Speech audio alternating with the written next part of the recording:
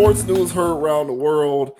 Luka Doncic is now a member of the Lakers, Wow. and no one saw this coming. No one saw this coming. The fans didn't see it coming. LeBron didn't see it coming. Luka didn't see it coming. Anthony Davis didn't see it. No one saw this coming. It was a shock to everybody. But now Luka is a member of the Lakers, and Anthony Davis and Max Christie are now playing with Kyrie on the Dallas Mavericks. And a lot of people are talking about, is it a good fit? You know, can him and LeBron play together? Will it work? What happened? What made the Mavericks decide to trade him? It's so unprecedented. It doesn't make sense. All of this talk going on with people trying to deduce motive and try to gain clarity on why something that seemingly doesn't make sense happened, despite the fact that it seems as though it doesn't make sense. So this says Luka Doncic excited to join Lakers, says trade was a big shock. Uh, Luka Doncic was nearly asleep last Saturday night in Dallas when his phone buzzed. Only then did he learn that the Mavericks had just stunned the sports world by trading him to the Lakers. You can imagine how surprised I was, Doncic said. I had to check if it was April 1st. I didn't really believe it. The superstar has begun to recover from that shock after his first 2 days in LA, and he's growing increasingly excited about a new chapter with LeBron James and his famed new team on the West Coast. And while his past and future teammates say has never lacked motivation to be great, he now has all the fuel he'll ever need after the Mavericks inherently question his talent and determination by making the seismic trade. It was a big shock. Dallas was home, so it was really hard moments for me. But now I get to play in the greatest club in the world, and I'm excited for this new journey. I would say I always take the high road. I had my amazing moments in Dallas with all my teammates, coaches, and most importantly, the fans. They always supported me, and it was an amazing journey. The Lakers formally welcomed Doncic on Tuesday, less than 3 days after they traded Anthony Davis and Max Christie in a three-team deal for the Slovenian scorer who won his first scoring title last season before leading the Mavs to the NBA Finals. Doncic is a five-time All-NBA selection and a five-time All-Star. Stars of Doncic's age and accomplishments are almost never traded in any sport, and particularly not in such an abrupt manner. But when Dallas decided to move on from its 25-year-old centerpiece, the Lakers eagerly gave up Davis, one of basketball's best big men, to make it happen. Doncic is still processing the upheaval, but he already is seeing the limitless upside of a career in Los Angeles that will begin alongside James 40, the top scorer in NBA history. Honestly, it was hard at first. That first day was really hard. It felt like these last 48 hours was 1 month. Emotionally, it was really hard, but today was much better. This is the Lakers. It's one of the best clubs in history, so I'm excited to be here. Had Doncic stayed in Dallas, he was eligible for a 5-year, $345 million supermax deal from the Mavericks. Now he's not eligible for such a contract. Whoa. When asked if he or his representatives had indicated to the Mavericks that he wouldn't sign a supermax extension to remain with Dallas, Doncic was emphatic that he hadn't. Absolutely not. Lakers general manager Rob Pelinka didn't hide his glee at landing Doncic when they met with the media at the Lakers training complex on Tuesday. In his typically florid style of discourse, Pelinka said Doncic's arrival would bring basketball joy to the world. I think I think Luka joining forces with the Los Angeles Lakers is a seismic event in NBA history. We have a 25-year-old global superstar that is going to get on the stage of the most popular and influential basketball brand on the globe.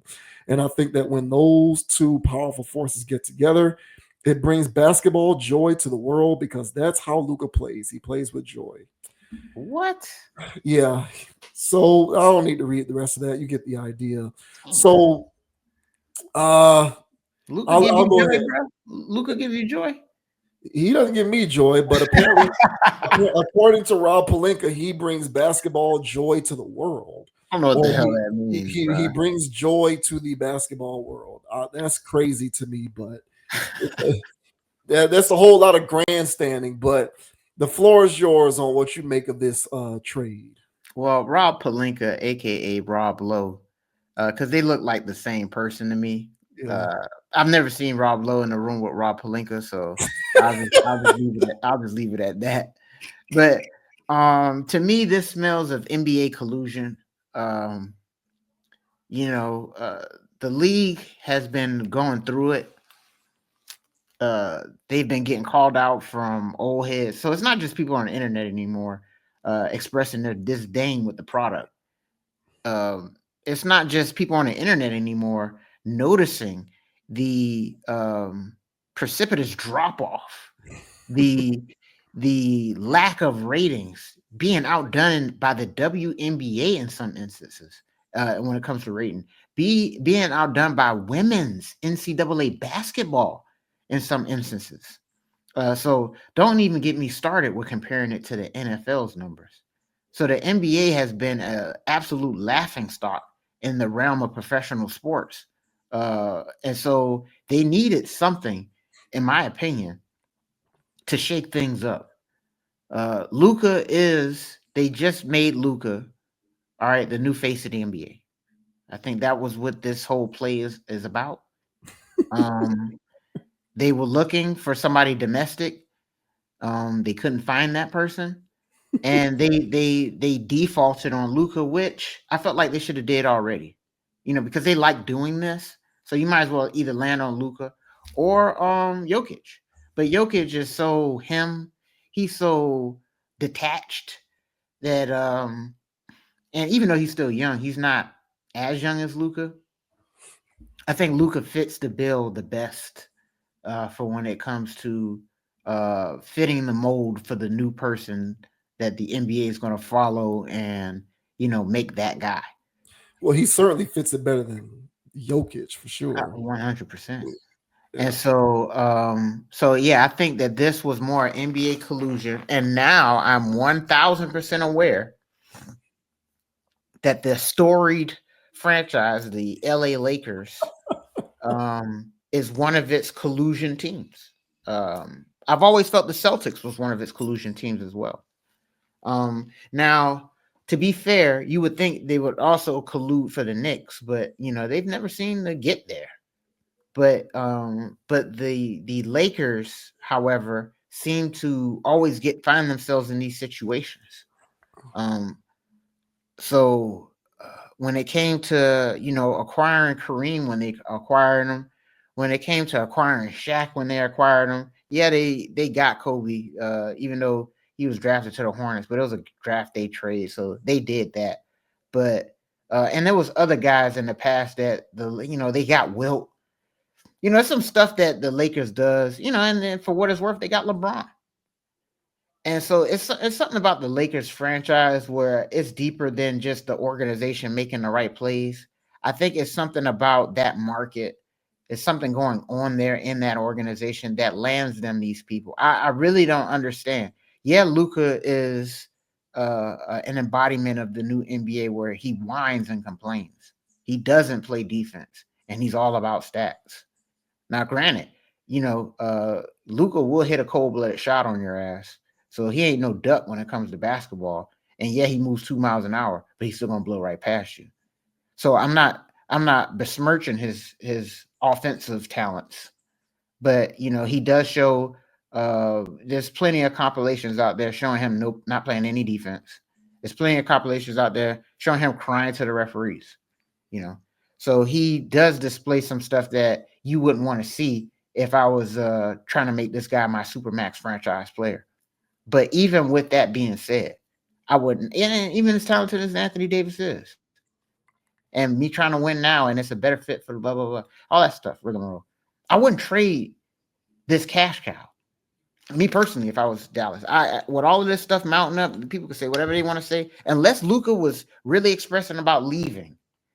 This wouldn't make sense to me if I was the Dallas Mavericks. Now I get that Anthony Davis's um, has been under LeBron's thumb since being in LA. Even though Anthony Davis is the reason they won that bubble championship, not LeBron. And anytime that the Lakers were actually competitive in the playoffs or any important situation, it was because of Anthony Davis. So Anthony Davis has been carrying LeBron in LA. So when him going to Dallas, I do think that is a good fit. But at the same time, I wouldn't have done that if I was Dallas. I would rather keep this cash cow who can mess around and get me to the finals like he did last year, and find pieces that can help get me over the top with this generational baller. He's already a Hall of Famer. So I don't know what that would have been outside of NBA collusion. Last little thing I'll say is that also with the NBA collusion, uh, it was collusion to get him in Dallas in the first place, in my opinion. And when the whole trade with him and between him and Trae Young, it made sense. It made sense for the black market in Atlanta. And I'm gonna go ahead and say this: to get Trae Young and for Luka to go to Dallas to replace Dirk. And so people was like, "Oh yeah, why would you?" People was talking about Luka when he was 15. And if I had the opportunity to draft Luka and I really was trying to win, I would draft Luka. I don't give a damn about the market. But the NBA does this thing when they play these games and they try to set things up for narratives and other stuff. So me personally, if anybody wants to throw stones at Atlanta for trading Luka or whatever, however the hell it went, you know what I'm saying? Look at the NBA. You know what I'm saying? Not the Hawks. And in this situation, I wouldn't throw stones at Dallas. I would look at the NBA because I feel like the NBA did its string pulling in order to make this a thing so that Luka could be the new face of the NBA, replace LeBron, and so that the Lakers can still be the Lakers. I don't like it, but this plays into all that stuff that these big market teams are going to stay the big market teams, and they can give a damn about a smaller market team, a OKC that's whooping everybody, a Cleveland Cavaliers with the best record in the league. They can give a damn about that. They don't care about team play. They want these superstars that's inflated that can give us basketball joy. So, what are your thoughts, man, on Luka Doncic getting traded from Dallas to the Lakers? What are your thoughts, bro? Yeah, I'll let you have the collusion thing. That's your thing. I'm not going to get into that. Mm-hmm.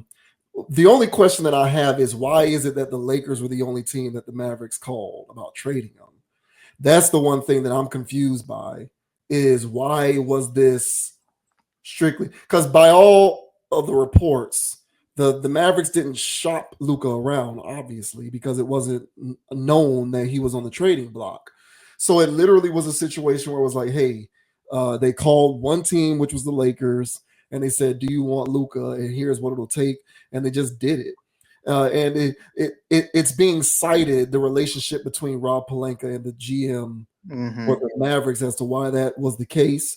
But Mm-hmm. still, if it was about making the best move for your team, you could have gotten a lot more than Anthony Davis and Max Christie on the open market if you wanted to ship Exactly. them. So Exactly. that's the only thing that confuses me. That's the only thing that confuses me is why was it just strictly a Lakers thing? Other than that, to me, I feel like the NBA, and you can blame. I don't get too much ratings or whatever because who cares about ratings? The only people who really care about ratings are TV networks. TV networks care about ratings because that matters in terms of how much you're paying for the right to be able to show games on TV. Because Mm-hmm. what the NBA does is they say, look at our ratings. So if you want to show games on your network, here's how much it's going to cost. And then, Disney and Turner Sports or whomever, they bid and it's like, okay, we'll pay the $5 billion or whatever to pay because that's a reasonable asking price given the data that you're bringing us with your ratings. So I don't really, the only fans bringing up ratings to me doesn't make sense because fans don't mean, what do ratings mean to fans? Like as a fan, what does ratings mean to you other than you being able to use them to further bolster your point as to why the NBA sucks, which I get. But let's make no mistake about it. When it comes to ratings with fans, the two things like ratings don't mean anything to fans. You're still going to watch the games no matter what. So ratings don't mean anything other than to partners, media partners, and TV networks. So but having said that, I do think the ratings, which factor into revenue sharing for the league and money, Yeah, they care. along along with a diminished product and all of this stuff, is factoring into what I believe to be the league, and by league I mean the teams, and by the teams I mean the owners, deciding that they are going to try to aggressively usher the NBA out of player empowerment. I think the NBA, not the NBA. I think the owners are tired of player empowerment. They're over it. They're tired of guys demanding trades. They're tired of guys deprioritizing the regular season. They're tired of guys not playing in games when they otherwise could on account of load management. They're tired of it all. They're tired of being faced with the idea that they have to pay a guy $350 million who regularly gets hurt and misses chunks of games in the season. That is not a return on my investment. But player empowerment dictates that because they are the superstar player, despite the fact that they miss a lot of games, you have to extend this person. You have to pay them 350, 270, 200 million. Zion Williamson is currently in the midst of $197 million contract. And I believe that is that's either for 5 years or 3 years. 5 years. So Zion is currently in the midst of a 5 year, $197 million contract. The Pelicans, if all things trend in the current direction, are going to be a lottery team. So you're telling me I have to pay a guy 5 years, $197 million to be a lottery team? That math doesn't math to me. And the only reason why there is a culture of paying guys that kind of money, despite their lack of reliability, is because the NBA as an organization has been complicit with an overcorrection of player empowerment, which dictates players deserve things that they otherwise have not earned simply because of who they are and the fact that they're superstars. So I'm not trying to discredit what you're saying with collusion. I'm just trying to say I'm not going to go there because I don't know. I think that you can connect some dots that make sense, and that's fine. You're a pretty smart guy, so you can connect some dots that do sound pretty sensible. But I'm looking at the league and I'm saying, I'd be tired of this if I own one of these teams. Like, I'm over people like Jimmy Butler. I'm over this. You're making $50 million right now. And you deprioritize the regular season. You don't play hard in the games. Because of you being our best player and not playing hard in the games, we're now a play-in team when we could have been a 3, 4, 5 seed, had home court advantage in the first round or the second round. But you're our best player and you deprioritize the regular season because you think you can just turn it on the playoffs and get to the finals. And then we lose and you get hurt. And after all of that, you demand to be extended? And I'm supposed to agree to that because you're superstar Jimmy? I think these teams are tired of this. Just like when we talk about celebrities and you talk about how corporations are done paying celebrities, I think these NBA owners are slowly but surely getting sick of this player stuff. They're getting tired of it. What is the work? Luka has only played, how many games has Luka played this year? And I'm not trying to bang on Luka because I'm not a Luka hater. At least but 25 maybe. Yeah, I know he's missed a bunch of games because of his calf injury. How many games has played this year? Look at me using AI after I just complained about Look at I you. just complained about AI. Look at me using AI.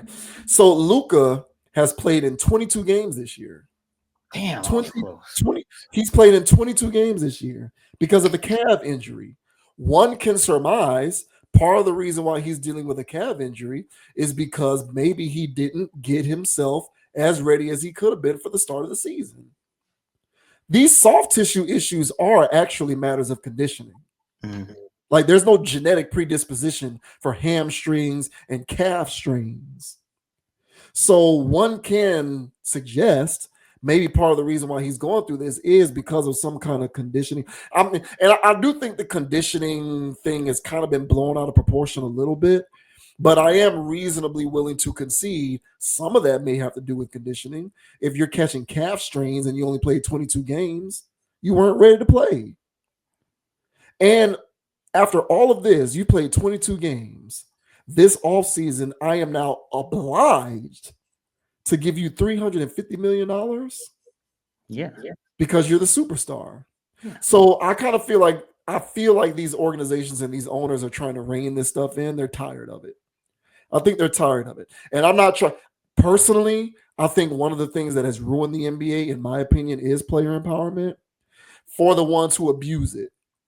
Some players are deserving of it because they put in the time and the work and they are reliable. But there are far too many of these guys who don't deserve it and they abuse it. And I think that that has contributed to what's wrong with the league, if you will. So I'm not the biggest fan of player empowerment personally.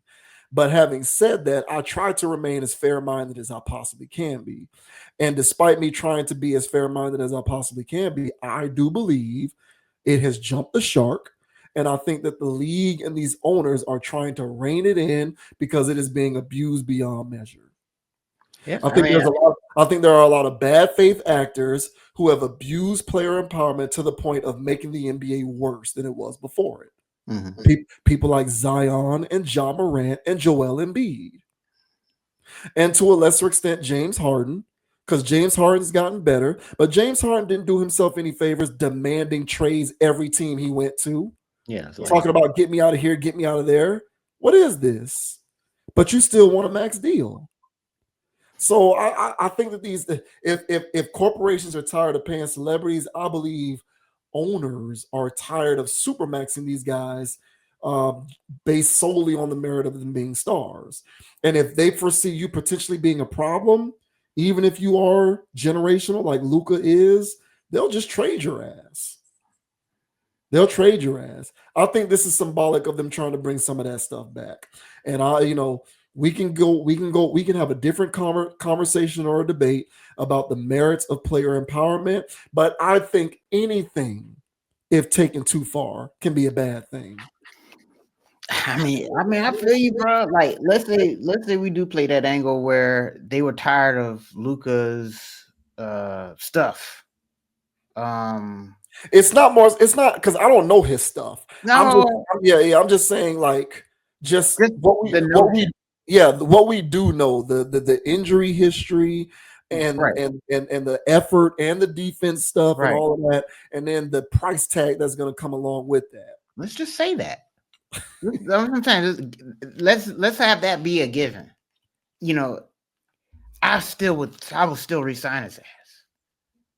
I still, and I'm not just some guy that goes for the money. I would literally go. This is, especially in today's NBA. Hey, listen, man, you gotta do what you gotta do. But I would do the. I would do it. If he Jimmy Butler's me and only plays, in 60% of the games just so he can qualify for Adam Silver stuff or whatever that percentage was, I'll take that. But then give me playoff Luka. Give me that. But Luka don't play no defense. Give me that still. And the way I construct my team is that we'll still win a lot of games without his ass in the lineup. The way that I would construct the team. And that's how I would do it. I would just win with Luka. This guy's cash. I wouldn't trade cash for Anthony Davis. Like, Maybe they're trying to come back to the mean. hey, Maybe maybe they're trying, because I hear what you're saying, and that has been the conventional wisdom up to this point. mhm. Maybe they are really trying to put their foot down and say no more. Maybe. And I get it, and this is no knock on AD because I would love to have AD on the Heat. So this is no knock on AD because I think that it is a good fit. The way that roster is constructed, he fits in nicely there. So if they go far, that wasn't because I was poo pooing that part of the trade. My thing is that I think it's a two-pronged thing with Luka. You gonna sell tickets, you gonna sell jerseys, you gonna be on TV, and you gonna win games, and you can mess around and win the finals, all by having Luka. And you give up some of that stuff when you'll get somebody that's talented like AD that fits like AD, But at this point, you're really just banking on just winning the championship, which that was part of the algorithm by having Luka in the first place. But you get all these other benefits of having him. So that's the part of it that to me it doesn't make sense. I would pay the supermax for that. I would pay the supermax for a Hall of Famer. I would. Oh, he's only playing 55% of the games. Give me him anyway. It's just what it is. So that's the part about this that didn't make sense to me either. The part that you mentioned where it was just the conversation between Rob Pelinka, these two men just turned the NBA upside down. Why? It's a little weird. So to me, the whole situation didn't make sense. I don't have any evidence of collusion, but I've seen the NBA do narrative stuff before. This feels NBA narrative-ish. So collusion is my best word. But I'm gonna just sit around and I'm gonna continue to watch this. But I don't like this. I don't like this. I still think Luka's a baller. I still think he needs to tighten up on defense. I still think he needs to give more effort. I think Luka's a baller, and I wouldn't mind seeing Luka and leading conversations on first take and all that stuff instead of LeBron. We definitely agree. We definitely agree on that. Yeah, so I'm not mad. I'm not mad at that. If them picking him, but I feel like this whole trade, this whole little situation was the crown being passed from LeBron to Luka as face of the NBA, new generation, our new Hall of Famer that we're gonna work around as a league. So he just needs to get on that LeBron juice. You know what I'm saying? That new Balco, allegedly. So that you won't have soft tissue injuries no more, Luka. So yeah, man, get on the plan.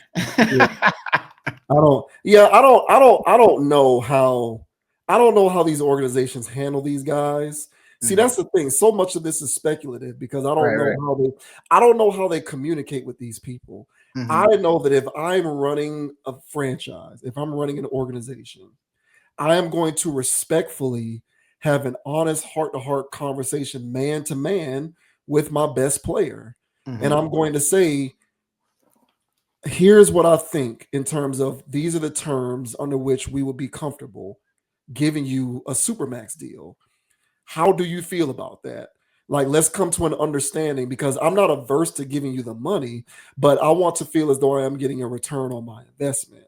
I want the organization to feel as though it is getting a return on its investment. Now, if your goal is to sell tickets and be relevant, I mean, even then, I would want you to at least be able to play in most of the games. Like, I just don't think that that's too much to ask. I'm sorry, but like, I can't pay somebody the supermax and you're missing 30, 40, 50% of the games. To me, that's too much. It's not worth it. Like, yeah, we're relevant, but to what extent? People want to see you playing games. If the fan base in the market is becoming desensitized to the fact that you're out often, then we're going to be losing money because less people are going to care about coming because you're not playing.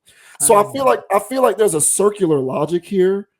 But overall, for me, I'm just, and that's the thing. I envision, how would I do this if I'm a GM, I'm a president? Like, I'm sitting these guys down and I'm having a heart-to-heart, man-to-man, calm, sensible conversation. You want 350 mil? I don't mind giving it to you, but can we meet in the middle on some of these terms? Yes or no? And if it's a no, or if we arrive at a stalemate, then at that point, the inevitable has to occur. But something tells me that a lot of times there's a lot of miscommunication and there's a lot of acrimony on the man. Like, I think organizations and management get petty, and then the player gets petty, and then the communication breaks down, and next thing you know, people are demanding trades and mad, and the guys good and going into free agency and all of that kind of stuff. And so oftentimes when these kind of things play out, I'm wondering how much honest heart-to-heart conversation took place before it got here. That's usually what I'm always wondering, because you just never know how this kind of stuff is handled.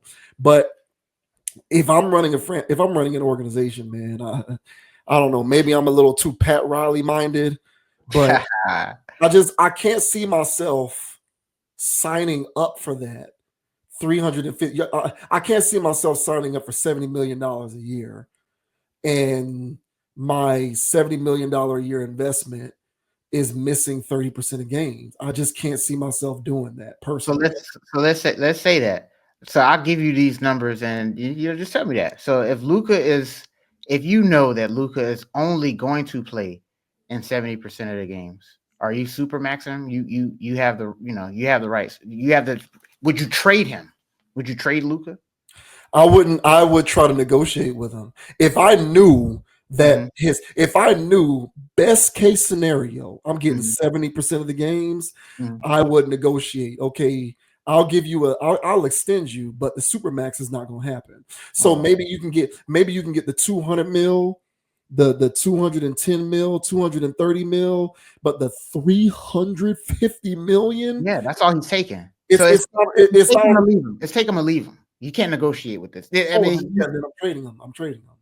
I'm trading. damn. But I'm not gonna do what the Mavericks did. I'm gonna put him on the market and I'm gonna get the best deal available. And I'm gonna break a team's Yeah, back I'm not going to trade him to the for Lakers. Max And Christie. if I trade him to the Lakers, I'm getting everybody. That's what I'm saying. You're giving me Davis, Yes. you're giving me Reeves, you're Yeah. giving me Christie, you're giving Yeah. me Hachimura, Yeah. you're giving me everybody. I'm not just You're I'm giving not me your next 5 first round draft picks. correct, yes, and pick swaps. Like Yeah. I'm not just doing Reeves, and so I hear you on that for sure. But you're asking me, am I married to the idea of keeping him just because he's no, I'm not. No, I am not. I'm trading him. so the only reason why I would trade him is to break another team's back. And Yeah, then I would have so much investments. I done took your whole new up and rising coming guys. I got draft picks galore in the future. You know what I'm correct. saying? Cash compensations, maybe. Yeah, You don't yeah, trade somebody like this for just Anthony Davis and Max Christie. correct. So I agree. you don't do that. Yeah, yeah, yeah. And And so just that's the part about this that stinks to me. yeah. Yeah.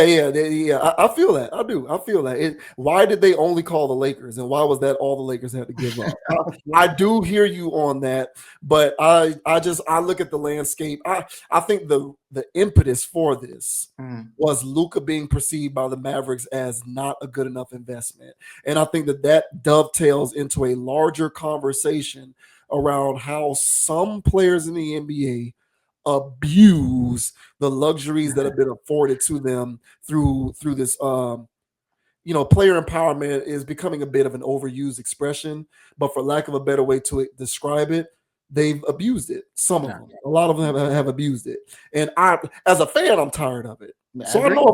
know if I'm running a team, I'm definitely going to be tired of it. If I'm a fan, I'm tired of it. I agree, man. So, hey, this one I really would like the people's insight on this one, man. How do y'all feel about this trade, man? Me personally, yeah, it caught me off guard. I did not believe the news. Like, I had to keep vetting because I thought this was like some type of sick rumor. But yeah, it actually happened. So, what are y'all thoughts about this? And would you trade Luka for just Anthony Davis, Max Christie, and one first round draft pick? Yeah. I wouldn't And, trade that, me and personally. the pick didn't even come from the Lakers. The pick came from where did the pick come from? Oh, I don't know. Detroit. The pick came from the third team involved. So yeah, the pick didn't even come from the Lakers. So Lakers didn't give that. I'm pretty sure that that's correct, but I could be wrong on that. Unbelievable, man. Hey, let me know down in the comment section, man. Me personally, I'm either re-signing him or getting an overhaul where a team has to recover for that for the next 5 years. Yeah. Now I will say this. If the choice is supermax him or trade him for not nearly as much, then I'm gonna supermax him. If you're giving me no other option, but I Right, right, either supermax him or I am only going to get a couple of these pieces, then I'll right. just bite the bullet and supermax him. Exactly. But if I can help it, I'm not supermaxing nobody if I determine that they are not worth that investment. I don't give a damn who it is. I'm sorry. That's fair. That's fair. That's fair. I think a lot of people would agree with that. Yeah. So, but I don't know how many people agree besides Lakers fans with this trade. Yeah. Like I know the Dallas people are upside down, and I don't blame them. If I was a Dallas fan, I'd be happy about AD, but I'd be like, that's it. Yeah. Crazy. Yeah. Oh, shouts out to Luka, man. I do hope that Luka, that this kind of strikes a match and he says, "Okay, well, forget that. Now I'm gonna get in the best shape ever, and I'm gonna average 40 a game, and I'm gonna beat the Mavericks every time we play because that's just gonna be entertaining to watch as a fan, Agreed. Agreed. even if it does mean the wins for the Lakers." I want to see Beast Mode AD after this. Yeah, That's what I want. yeah, Yeah, I want to see that for a change. yeah.